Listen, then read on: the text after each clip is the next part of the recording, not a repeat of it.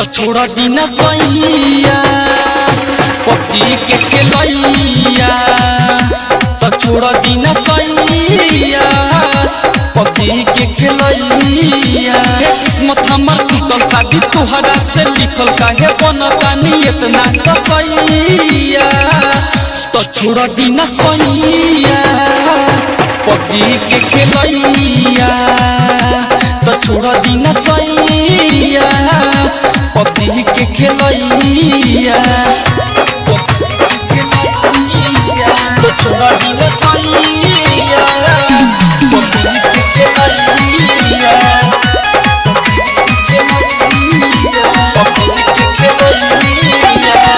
दिन भर लेके मोबाइल या सैया रहनी ओही में डूबल हो। कमना धंधा कुछ बाटे रहनी खाली सुतल हो।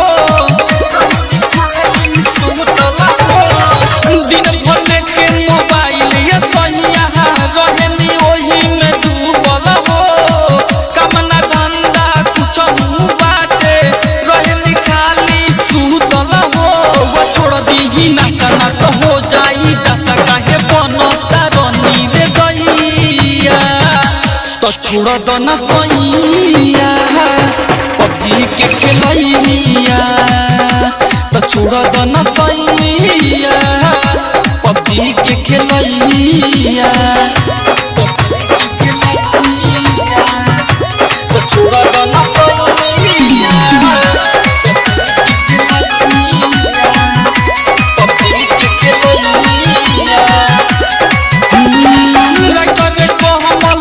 के बेदर्दी अगुआ बन के फसवले हो। निक रहे मोला नैहर के यारवा ओकरा से साथे छोड़वले हो। रगर कोमल भी के बेदर्दी अगुआ बन के फसवले हो। निक रहे मोला नैहर के यारवा ओकरा से साथे छोड़वले हो। डीजे रोलू राजा तू देता रास्ता जलन बनना इतना कसैया।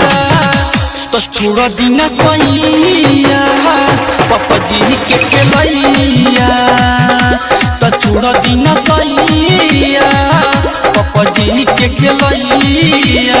किस्मत हमर टूटल शादी तुहरा से लिखल काहे बनता इतना कसैया। तो छोड़ दो ना सैया पबजी के खेलैया।